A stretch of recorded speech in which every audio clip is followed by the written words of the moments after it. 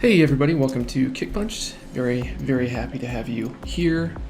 Thanks for coming back if you've already been. And if you're new to the channel, please like, comment, and subscribe if you like what you see.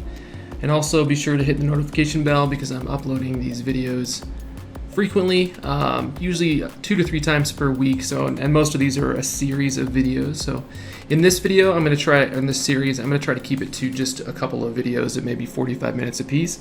And we're going to model a Hellboy bust. So this is the concept that I've sketched up in Clip Studio. And if you'd like to grab this exact concept, there will be a link in the description below where you can just download that from Drive, and we can work on the same concept. So I'm going to dive right over to Zbrush now. And if you're not familiar with Zbrush, so if you've been in Zbrush, you'll know a little bit. I'm going to cover some of the basics of UI, so you can skip ahead a little bit. But for those who don't know, this is what happens when you load Zbrush up for the first time. It kind of gives you this project window that opens up and gives you a bunch of things that you can start with. And I usually like to start with like a, we could say we'll do a Dynamesh sphere for now. That's fine. So we're going to click on that guy. And what that's going to do is it's going to load up this sphere in the viewport. And you can see this little head over here. This is kind of giving us an idea of the perspective. And it's hard to see with a sphere, but we are now rotating around in our viewport. So if I was to actually left click and draw just on the mesh, so you can kind of see things move around, you can see that, okay, this is how we're navigating. And you can do that. You can click on the head, which is kind of awkward, or you can just come down here into the viewport and you can just right click and then rotate. So that's the way I prefer to work. If you'd like to pan like I just did, you can press Alt plus right click, and then you will pan. And if you'd like to zoom, you can hold Alt plus right click, so it's like a pan. And then as you drag your cursor left to right or up and down, let go of Alt, and it'll zoom in and out. And this one's a little bit awkward at first, but just keep practicing. So again, it's just Alt right click to pan, right click to rotate, Alt plus right click and let go of Alt while you're dragging the cursor, and you'll zoom in and out. And if something gets out of frame, you can always just you can hit F on your keyboard and frame it up, or you can come over here and you can click on frame, and that's kind of the basics. So now let's dive into some fun stuff. So as we already kind of showed, if you left click on the mesh, right now the standard brush is our brush. So we're just it's gonna be a very basic kind of deformer. If you hold Alt, it'll go in, and if you do left click, it'll come out. So Alt left click goes in, and then left click comes out. And if you want to smooth stuff back, this is a very common procedure. Just hold Shift, and your cursor will switch to a blue color, and you can just hold Shift and smooth over the surface. And kind of usually a typical workflow is you kind of overemphasize the detail work, and then you kind of smooth back. That's a very common thing. So. Yeah, so that's navigation, and that's kind of the basics of the brush. If you want to adjust your draw size, you can come over here, up here to the top, and drag left to right. You can do that, or you can hit S on your keyboard, as in Sierra, and you can drag left and right there. And for your intensity, you can just come up here and drag, left to right there, and it'll be more intense. And you can set your default to be Z sub, so it pushes in by default if you'd like, and then you have to hold Alt to pop out. I prefer to just leave that at default. And yeah, and then if we want to undo all this, you can just hit Control Z, or you can come up here. You see this little orange tick. You can drag from right to left, and it'll go all the way through your history. Drag all the way to the beginning here, when we first made it, and now our sphere is back to normal. We've lost all of our incredible sculpted detail. So that's the very basics of kind of the UI, the workflow, not the workflow, but the UI, the navigation. And then if you want to grab, say, another brush, you can click on this button over here, and it's going to slap you in the face with all these brushes. There's just so many awesome brushes here, and pretty much a brush that will do anything and anything you need. And also there's also secret brushes as well that you can load up through the Lightbox, but we'll start here with the basics.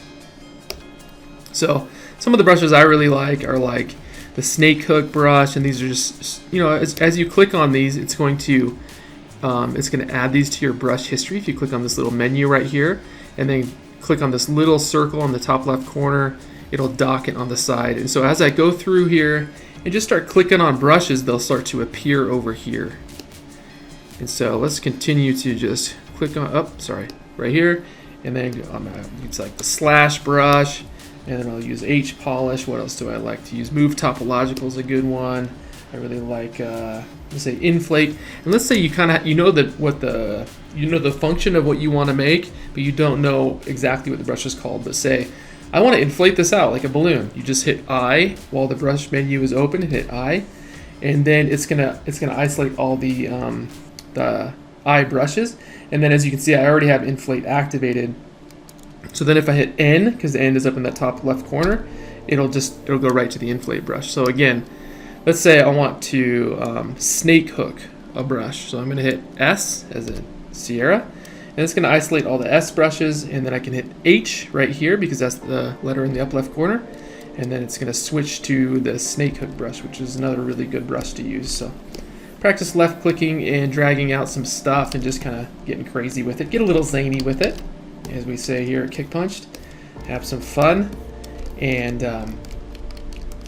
yeah, we'll just do this. This is perfect Hellboy right here. This is exactly what we want, right? So that's the basics of brushes. As it adds them to the dock here, you can come over here and you can hold Control Alt and then left click on one of those, and you'll see a prompt at the top of the screen that says push any button to assign a hotkey. So what I've done is assigned hotkeys of all of these brushes across my 1 through 9 buttons on my keyboard. So like, for example, 1 is the standard brush, 2 is the damn standard, which is like a slash, which is awesome. And then 3, clay buildup, 4 is my snake hook, 5 is my H polish, and move topological, it just goes all the way across. So that's how you set your hotkeys, and then just make sure that when you close ZBrush, it's going to say, oh, you made some new hotkeys, do you want to keep those? And you're going to say, absolutely I do. Just like that. So I'm going to close out of this menu over here because I want the screen space. And then you can just click on these two little arrows right here, and it'll close that up. So look at our beautiful model here. This is just something we can give to Mom on Mother's Day. Isn't that lovely?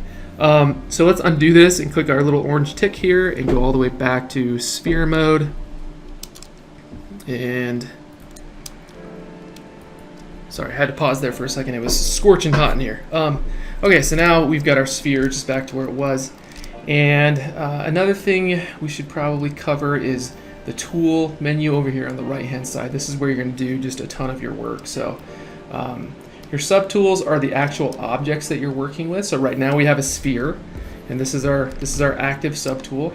But we can append other shapes and bring in other models as we like. So we can go like to append, and then we can say, oh, let's throw a cylinder in here, and we can add this guy.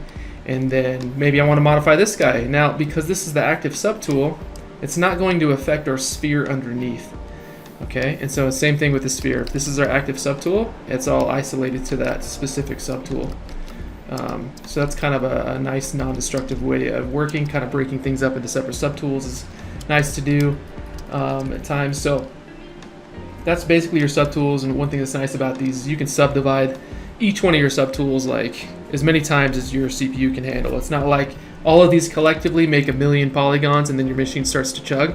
You can subdivide each one of these to 1,000,000 and your machine will handle it just great.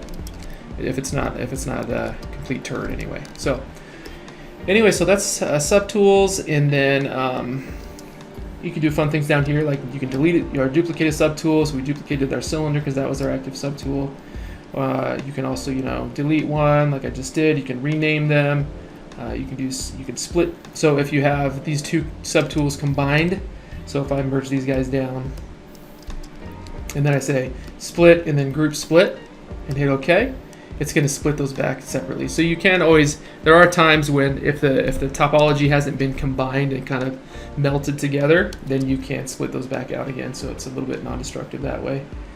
So that's basically your subtools, and then geometry is when you're going to be in a lot. So let's say first of all, I wanted to show you this. Before I don't want to have to come over here and click over here to switch between my subtools. If they're visible, you can just hold Alt and left click on those, and you'll switch between those in the viewport. So use that instead. That's definitely a more effective method. I'm going to delete this cylinder, get it out of the way. So now we have our geometry drop down, right? And we want to add more. Let's say if I hit Shift F, it'll show the wireframe, polyframe, and this is also the button over here to do that. But if I turn that on, you can see my polygons here. There's not an insane amount of polygons. It's not crazy dense. But let's say I want to make more fun details. So I'm gonna use my clay buildup brush and just sculpt on this guy. But I'm starting to see stretching in my polygons, right? And I want to subdivide that. You can just hit this big divide button, and it'll subdivide that. It'll double your poly count. So you can continue. You can do it that way. You can subdivide that way. Right now, we're in this fun thing called Dynamesh, which is a type of proprietary mesh that Zbrush uses to actually generate polygons where you need it. And it's not going to be pretty. It's not going to be riggable geo like you can see here. This topology is not clean. It's not pretty. But we're not concerned about that right now. And I usually like to just use Zbrush for 3D printing and stuff as much as I can because that's just the workflow I prefer. So if I come over here to the Dynamesh menu, you can see this button is already active. It's already a Dynamesh, and it's a 64 resolution, but we can crank this just a little bit to like 100 something. And then if you perform an operation and then do this thing, you can unclick the button and re-click it, and it'll re-Dynamesh and give you more resolution. Or you can come over here and hold Control left click. So let's do this. Actually, undo. Okay, so now we're at the low resolution, right? We want it to be a higher resolution. If I hold Control, drag this this black rectangle, and then let go, it'll re-Dynamesh as well. So now we have all those fun polygons to work with. And Dynamesh is it's really, really cool. It's a cool way of working, and I usually try to stay in Dynamesh as long as I possibly can because it's fun. And then let's use this fun brush real quick with Dynamesh. This is the snake hook brush. So we can just left click and drag out like this, and you'll see as I do that, we start to see these weird, stretching in our polygons. And so if I'm going to try to sculpt on that, you can see that's just not going to work. That's no good. So what you can do is you can turn on this thing called Sculptris Pro, this button up here, and then try snake hook. And as you drag out the geo, it generates polygons as you drag things out. So this is much more akin to like kind of a traditional clay sculpted kind of workflow that I love to use. And Sculptris Pro isn't always the go-to tool. Sometimes it's kind of destructive. But if you're pushing out forms, you're pulling out an arm of this guy or whatever, that's a beneficial thing to use. So that's Dynamesh. I usually try to, this is dependent on your real world scale of your object. So be aware if this was scaled super huge, like to real world scale, like a 6-foot male, and you were cranked it all the way over here in Dynamesh and then ran a Dynamesh, your machine would blow up right in your face. I promise you that. So if your scale is real world scale, it's large, keep your resolution super low. If it's ZBrush scale, which is really, really tiny, like this is probably like a centimeter, probably smaller. I'm not sure what these are, but just realize that that's going to affect your resolution on the model. So anyway, that's Dynamesh. And enough talking. I think that's enough for now, and we're going to learn as we go as well. So let's alt tab over to our concept and take a look real quick. So like the basic shapes is what we want to block out first things first. So we're in big picture mode. We're just thinking big shapes. We're not thinking pore details or veins or wrinkles or any of that stuff. We're thinking what kind of shapes can I start with to make this character really to have a good starting base. And personally, I think there's a lot of squarish kind of shapes. There's like, this is all probably a cylinder. So we could start with a cylinder for his neck and for his head. And let's just jump into that. Let's start there. So a sphere is kind of meh. So let's go over here and go back to append, and we'll append back a cylinder. And right now it's in a clean topology. So if I was to Dynamesh right now, you'll see that we have this faceting. We still have our edges right there because we Dynameshed a low poly object. So the first thing I'm going to do is hit Control D on the cylinder 2 or 3 times, and you'll see it's adding subdivision levels. And I'm fine with that. We can just hit delete lower and inherit this as the new top, and then I'm going to run a Dynamesh. And now we have, if I hit Shift F, we have it in Dynamesh, and we also don't have any of that weird polygonal faceting. So let's come over here real quick and talk about the transform tool. There's move, scale, rotate, your typical transform types. You can grab this green square and you can scale that way, blue, scale that way, red that way, and also grab these circles. So this is kind of this is the jack of all trades of transform gizmos. And you can grab this center and just scale on all axes. I'll never get that right. And then you can grab these little white arrows and you can just translate it around, move it wherever you want. And then this is just a camera, like a perspective orientation that you can just rotate on. So that's the basics of the transform gizmo. You can move all of your subtools by clicking this button. So we have this sphere, right? And we have this cylinder. If I have that turned on, so you see all three of those, it's gonna move all of your subtools along with the transform gizmo, which is really handy. It's also gonna scale and rotate those. But I just wanna mess with this one for now. Let's see, what else can we talk about here? If your pivot gets, off placed, if it's over here and you want it to return, you can just click on that little guide. It'll reset your pivot. And also, you'll notice I should have covered this earlier with the brushes, but I have symmetry turned on. So that means that if I sculpt over here on this side, it's going to affect that side too. And that's just because I have symmetry turned on by hitting X on my keyboard. X is an X-ray. So just keep that in mind, that X is on and off for your symmetry. Okay. All right, awesome. And we'll turn that back on. So I think I want to kind of taper this top part. So, because he's got his, it starts broader at the base of his neck and then tapers kind of a little bit as it goes up and along. So we'll come over here now to our tool menu and go to deformation. And then there's a taper slider. And you have all these fun things that you can do with this. You can click on the X and Z and then click on the Y. So make sure the X and Z are off and Y is the activated highlighted value. And then you can just drag this slider to the right and you can see it starts to taper our cylinder just a little bit. And I think that's going to just be better for achieving our shape. And then let's just go to town with the snake hook brush. So make sure that you find that. That's, for me, that's 4 on my keyboard. And you can just start, let's pull out his shoulders. Let's turn off this sphere because that's kind of in the way. We don't even really need that guy, but another thing you can do is you can leave that on and you can come down here and turn on solo mode. And solo mode, just whatever your active subtool is going to be the only thing that's visible. So let's turn on solo mode because we should get used to working that way. And remember, as I'm pulling out my polygons, so what I just did, remember I needed to re-Dynamesh by control left clicking my mask and just re-Dynameshing, giving me the polygons where I need it. And let's say, man, I don't like this, how it's getting kind of blobby and rounded in the bottom. What I'm gonna do is, right now I'm in perspective mode, but if I hit P as in Papa on my keyboard, it'll switch to an orthographic view or a flattened out view. And I don't like how round this is getting right here, and I want to kind of slice this to be flat. You can use these fancy tools called the clip brush. If I hold Control plus Shift, you'll see that over here on the top left it switches to a select rectangle. And if I click on that guy, it brings up this menu that has all of these operations. So there's slice circle, slice curve, all these slicing type deals. And they all kind of do similar but different things. I don't know if that makes any sense. For now, I'm going to go with the clip curve brush. So I'm so Control plus Shift, and that's gonna make that Control Shift tool your active brush. So clip curve is now my active Control Shift brush. If that makes sense, it's kind of a wordy way of saying it. But now, if I hold Control Shift and I left click and then drag, you'll see a white line with a gradient value that goes one direction. And if I let go of Control and Shift while I'm still holding left click, I can click and drag this line wherever it needs to be. And if I just let go, it'll flatten that guy right out.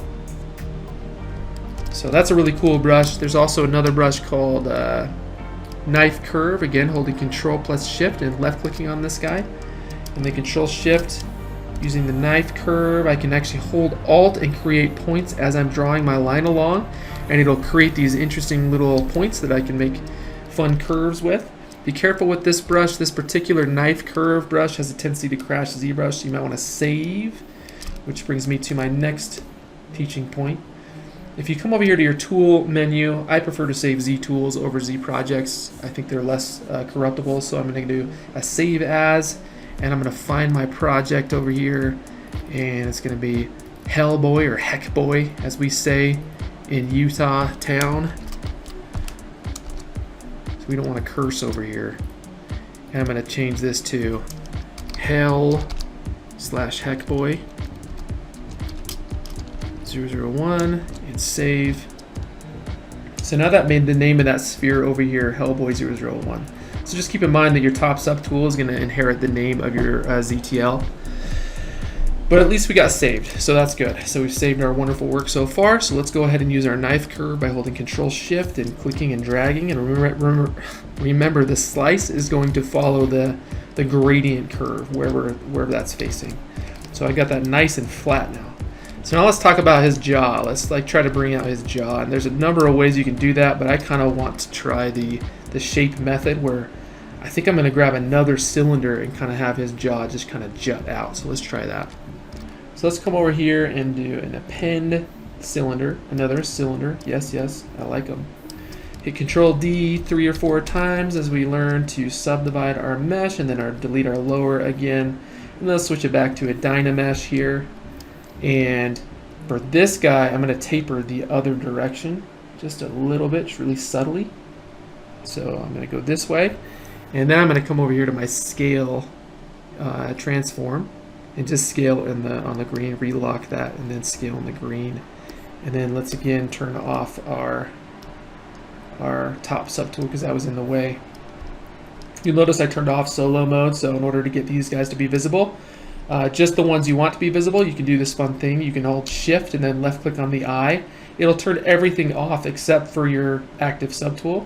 And if you left clicked, hold Shift and click left click again, it'll turn everything back on. So I'm going to turn everything off with the exception of my 2 working subtools and just kind of get his jaw into place.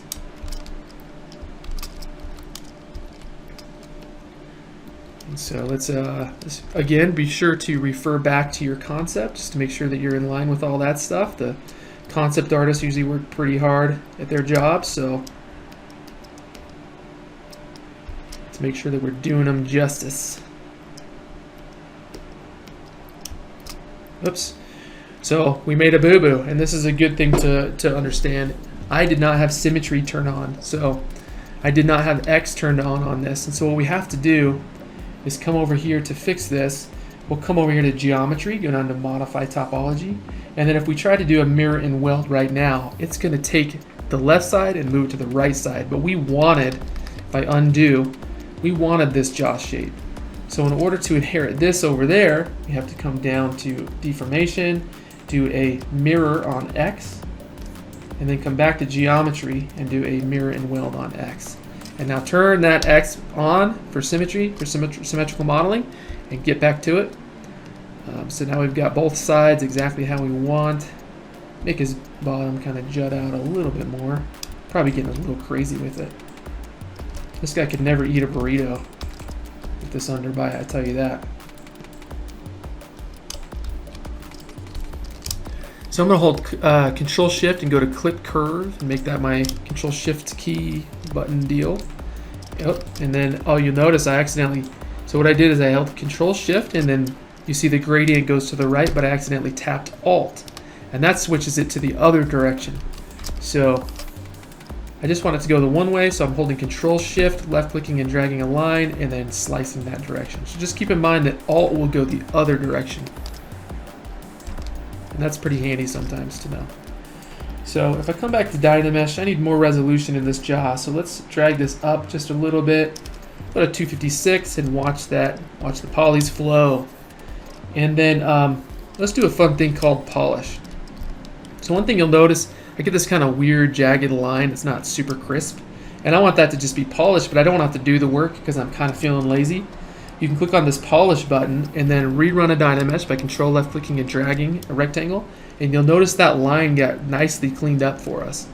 So I do like working this way for some things, but sometimes it can kind of hose you, so just be aware that that's a tool that you can use. If you want all of your character to be nice and clean, you can use that.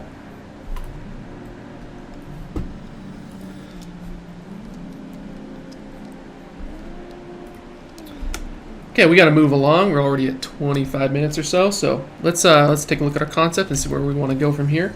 Let's try adding his horns up top because those are going to be some big landmarks. And you'll notice, like, let's guess the shape. Obviously, it's kind of a cylinder, so we'll just use our trusty cylinder again, but in a different way. Instead of appending a new cylinder in our subtool, in our subtool menu, we're going to use the cylinder brush. So we're going to come over here to our brushes, or you can hit B on your keyboard or come over here and click. And then you can use this insert mesh primitives brush. And you'll notice if you come up here to the top, you can left click and drag and slide to the right, and you'll slide over all these guys. And you can select any one of these that you want. So I'm going to click insert cylinder, and now if I left click and drag, it drags out a cylinder. And so that's a nice basic shape for that. I want his horns to be pretty big, so you can use your transform gizmo, use these little white arrows to kind of transform that into place. I really like it when Hellboy gets his long horns when they grow out, but I think I'm gonna have to restrain myself.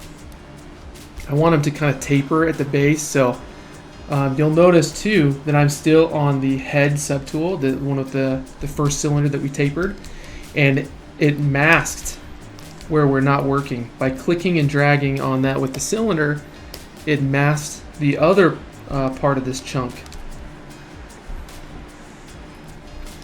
Which kind of brings me to my next thing I wanted to mention is polygroups. So if I hit Shift F on my keyboard, you can see that this darker purple polygroup is a different color from these guys. And this is also a separate topology, right?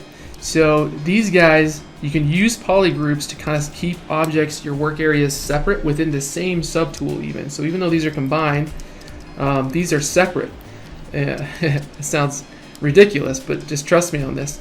And now in order to get kind of access to those, so I'm going to unmask by holding Control, left clicking a mask here, and it's going to make everything lighter. Okay. So now everything, if I started sculpting, everything's going to be affected by this. But let's say I don't want that. I still want these to be separate geometries, but I want to still be able to work on these in the same subtool. And the way you can do that is by hitting Shift F to turn on your polyframe, just to show you a little bit better what's going on. You can hit Control Shift and then left click on one of these verts. You'll notice that as you mouse over the geo, the little white dot in the center of the circles, you can Control Shift left click on one of those, and then it'll hide everything else that's a different polygroup. And this is really, really handy in different situations where you just want to isolate your work area but not have to split stuff out into separate subtools. And so for this situation, I wanted to kind of taper this in. So I'm going to actually I'm going to scale up my draw size by hitting S and dragging to the right. And then I'm going to hold Shift, and when it switches to blue, and just start smoothing this side of the horn just a little bit. Try not to touch that top part as much as I can. But see, it's kind of starting to like taper in, and that's what I'm trying to go for here. So Control Shift, left click, and tap will bring back all of your geometries. And so you could just you could come over here to polygroups in the tool menu, and you could go auto groups, and that's going to go through all of the mesh. And if it's not topologically like shrink wrapped together or combined together topologically, it'll make different polygroups out of everything that's separate. And you see these are getting different colors now. So now if I Control Shift left click on a vert on this guy over here, that's a different polygroup now. To invert my visible selection, you have to come over here to Control Shift and do Select Rect, and then drag a rectangle, and it'll invert your selection. So now these are different polygroups, and you can tell because they're different values of green. But if those are the only visible, I can hit Control W, and now we have these separate. But let's say for now, I'm good to just combine these guys down and into the other geo. I can just hit Control, left click, drag, and now you can see these are now combined topologically. Let's turn off solo mode, see where things are at. Alt tab over to our concept, and let's get these eyebrows to jut out a little bit more. And I think in order to do that, I'm going to just use a mask pen. So I'm just going to hold Control, drag a rectangle, but I'm going to actually include my mesh in some of that. And then I want this to blur just a little bit, so I'm going to Control left click tap. But then I want this bottom edge to be sharper.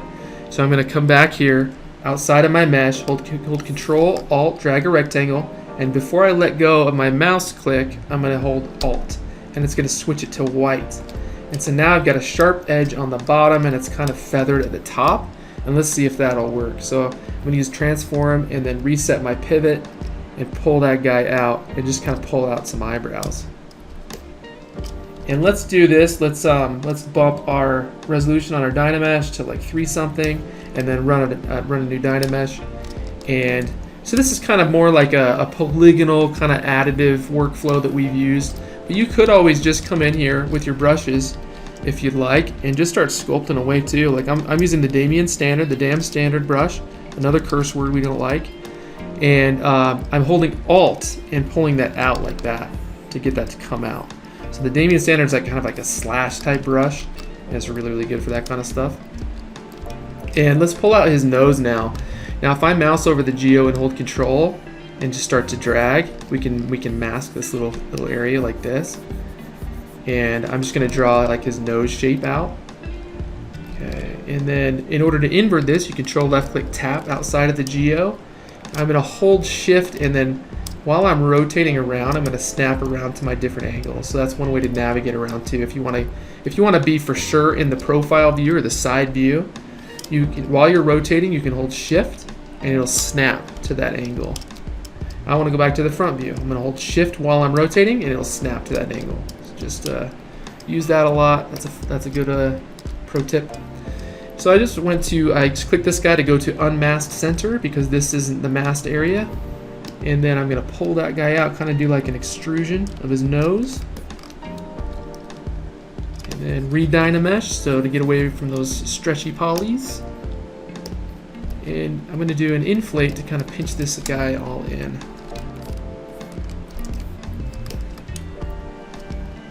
Now I don't like this awkward forehead deal up here, so I want to kind of pull this out. So I'm going to use H polish and hold Alt while I come up here and just try to clean this guy out a little.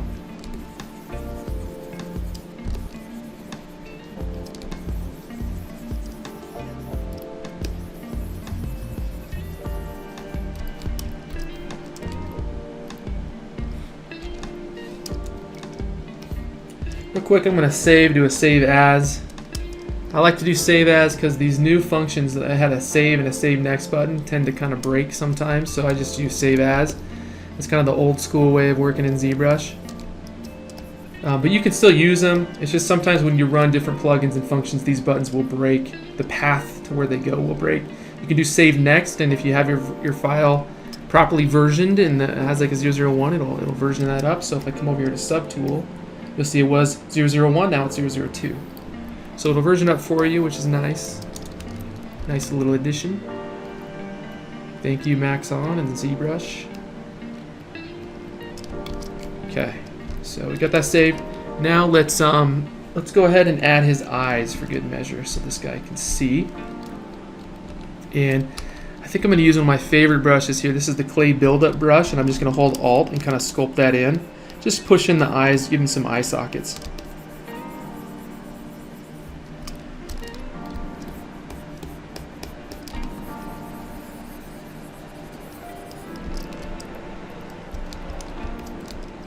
I'm also going to come out with that. I'm going to just left click and pull out some maybe some little subtle cheekbones here. And then using H polish, just coming back and cleaning some of that stuff up. And I'm not opposed to, I like surfaces to kind of look more like organic, like a clay. So I don't want everything to be perfectly clean. I don't want it to look like it's like super clean polygonal workflow. I want it to look like it's been like handcrafted. I really enjoy that look, so I'm going to go for that with this guy. You could even grab fingerprint brushes that are out there, fingerprint alphas. You can make it look like there's actual fingerprints in the mesh that'll show up if your printer is high resolution enough. If you're using like an MSLA high quality resin printer, you'll see that stuff. So okay, so I've got those indentations there. I think what I'm going to do is append some spheres and make those his eyes. So I'm going to come over here to append, go to sphere, and then let's just make sure symmetry is off in this case, and then we'll just get the one eye and then mirror it over. So we'll get this eye, and then if you turn on transparency mode too, you can see through the other subtools, so you can see a little bit better what's going on. His eyes are going to be kind of beady and small. And then I'll just do a geometry. Come over here, click on geometry, go to modify topology, and do a mirror and weld on X. And now if we turn on our symmetry with X, we can kind of get those guys into place. Turn off our transparency. Let's get some fun beady little sphere eyes. But let's say, what do we got going on in our concept? Looks like we have some eyelids, and they're very triangular. If that's the word, I don't know. Let's kind of try to achieve that shape a little bit better. So using the clay buildup, grab maybe some bottom eyelids.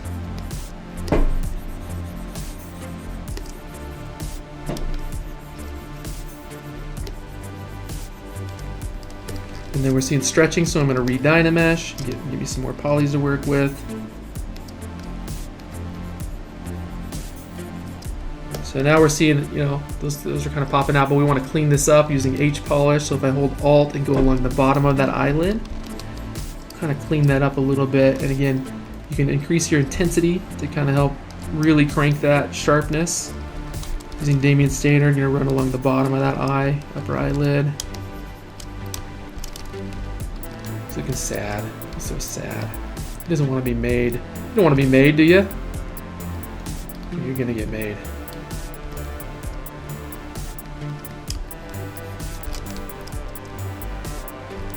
Okay, that's looking cool.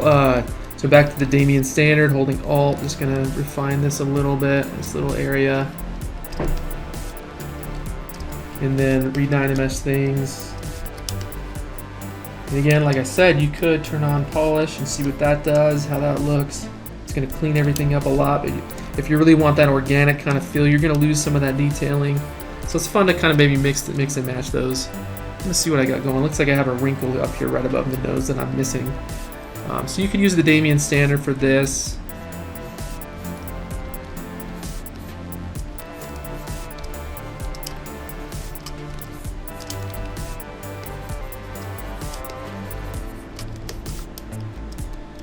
And then another fun brush is the inflate brush. I tend to use a lot. Love to just do an inflate pass on things after I've done some detailing. And then just clean this guy up using the snake hook and then re-Dynamesh. And now this poor guy can't hear, so let's give him some ears. Actually, first before we do that, let's refine the upper lip just a little bit so he's not so derfy looking. Maybe pull that out just a little bit.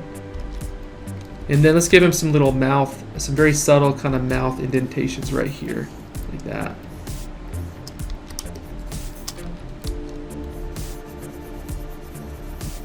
So Damien Standard and H polish right now to kind of go back and bring back some of those, kind of organic kind of look, that feel that we lost when we ran our polish on our Dynamesh.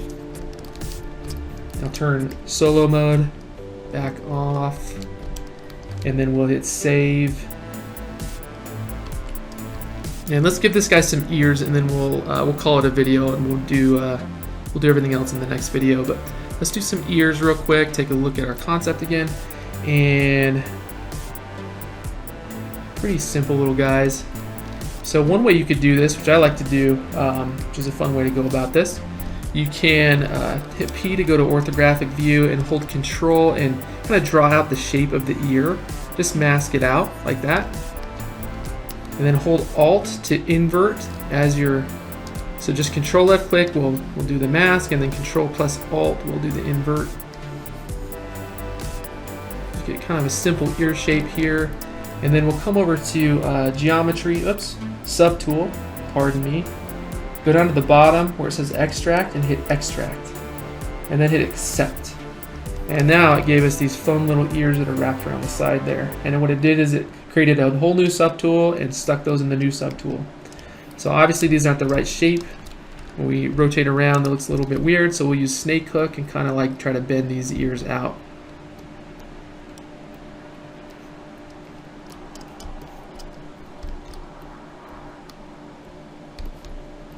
Just scale out your draw size and get those smoothing and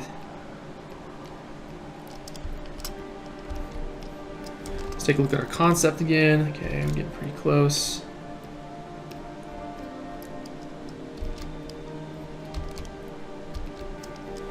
And if you hit Shift F, it's not in a Dynamesh mode, so if you come to geometry, make sure you turn on Dynamesh.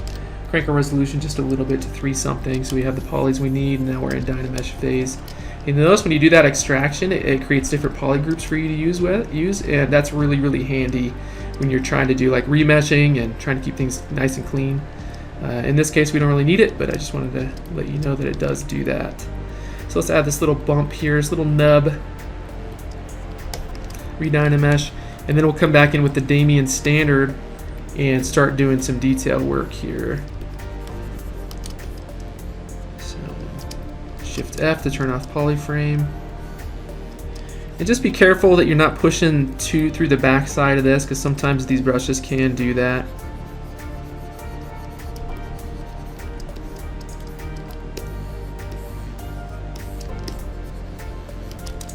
Let me know how my teaching is, how my instruction is. I'm super new to this. I made a lot of videos in a short amount of time, but I'm still very new to teaching. So if there's something I'm not covering, feel free to speak up in the comments below.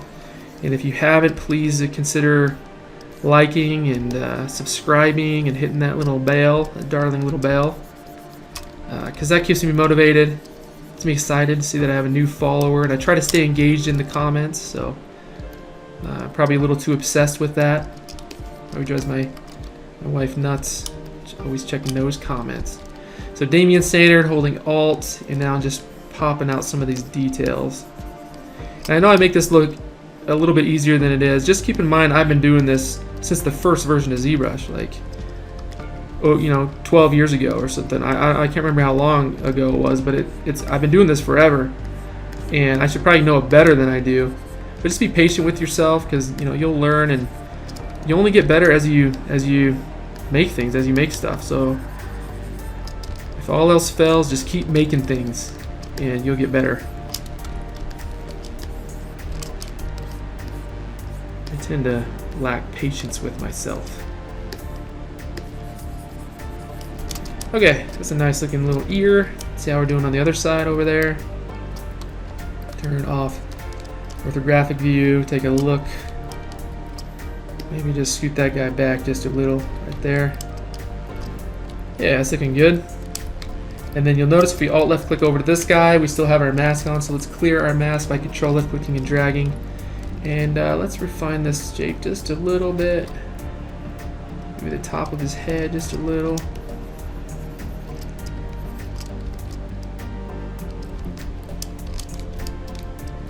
And then let's come down here and add these giant tendons that he's got in his neck, and maybe his little Adam's apple. So using the VYEN standard, I'm just going to start pushing those details in, just carving those in, and then Alt for this guy just to pull that out, and then in, and then using H polish to just push things back and then ruin all the work I just did. And then back to the VYEN standard. So just back and forth a little bit of back and forth.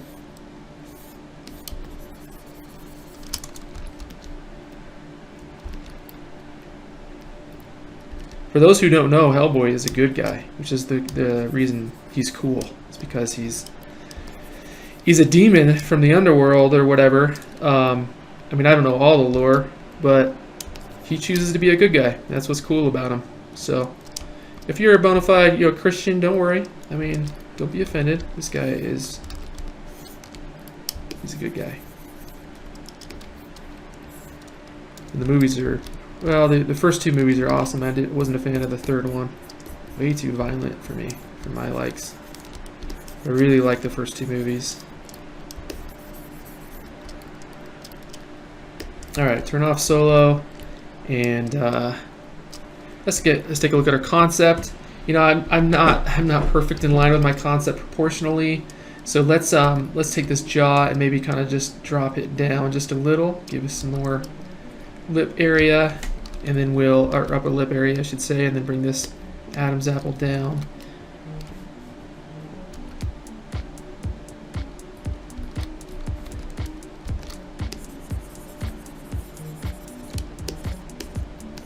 Clean up this upper lip. I have a feeling the upper lip is what I'm going to be working on, like, more than anything. Anyway, okay, let's do a save as. Just make sure that we're in the same file path, and then just save over version 2. And I think we'll wrap it up for this video. We're at 45 minutes. So in the next video, I'm going to try to keep it nice and short, probably another 30 to 45 minutes. It'll be easy because we're not going over the very basics of ZBrush at that point. Right now, you can consider yourself, you know, an intermediate user. How about that? I deem you not a noob anymore. So in the next video, yeah, we'll go in and we'll just refine we'll add his hair, we'll add all the fun details, his little goatee, his hair, his ponytail, his jacket, and his cigar. There's a lot to get into, and then we'll start to like refine the details and add some little carvings and make these kind of look like horns, kind of like bones and stuff. And it's gonna be really fun. So I'm excited for the next video. Again, if you haven't already, like, comment, and subscribe, and let me know how I'm doing. And we will see you in video number 2 for our Hellboy bust.